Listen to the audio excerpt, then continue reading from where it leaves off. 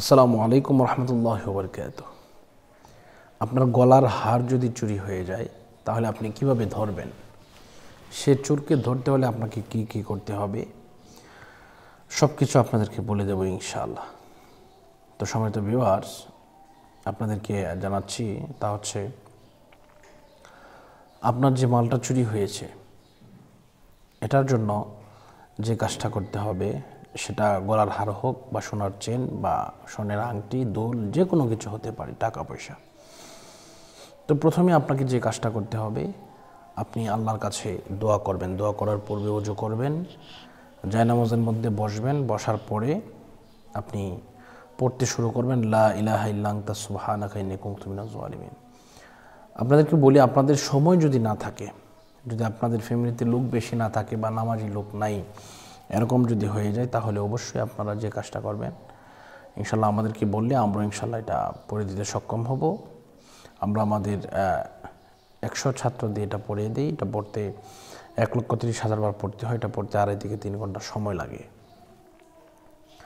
তো প্রথমে আপনি ওযু করবেন, যদি আপনার লোক থাকে ওযু করবেন। ওযু করার পরে আপনি বিসমিল্লাহ সহ সূরা ফাতিহা একবার পড়বেন, বিসমিল্লাহ সহ সূরা ইখলাস পড়বেন।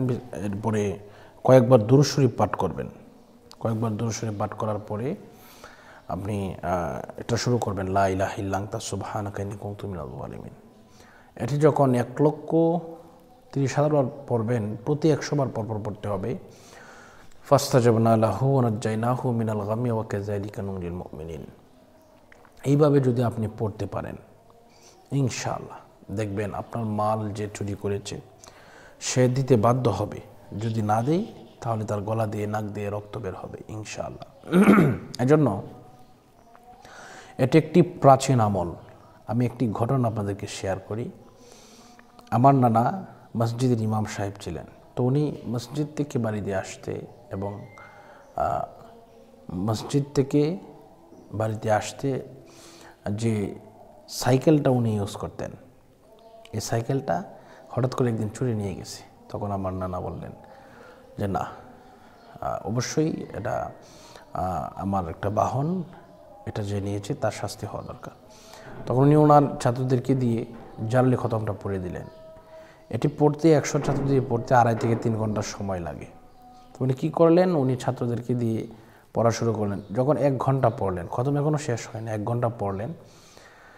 পড়ার সাথে সাথে দেখা গেল আমি সেখানে উপস্থিত ছিলাম। আল্লাহি, আপনার একটা লোক সাদা শার্ট, এদিক দিয়ে ওই দিক দিয়ে রক্ত লেগে আছে, গলা দিয়ে রক্ত পড়তেছে। তখন এই সাইকেলটা দিয়ে নানার কাছে সাক্ষাৎ করলো।